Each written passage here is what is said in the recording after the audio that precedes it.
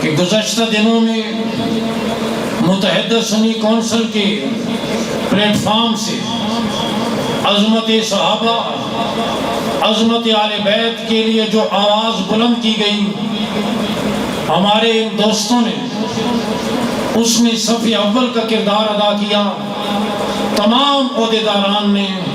میں اس جذبے پر، اس تعاون پر انہیں ہدیہ تبریک پیش کرتا ہوں اور دعا گو ہوں اللہ ان کی صلاحیتوں میں اور نکھار پیدا فرمائے۔ اور جس انداز میں ایم ایس او کے یہ نوجوان جن جذبوں کو لے کر چل رہے ہیں، ان جذبوں میں اللہ اور جلا نصیب فرمائے۔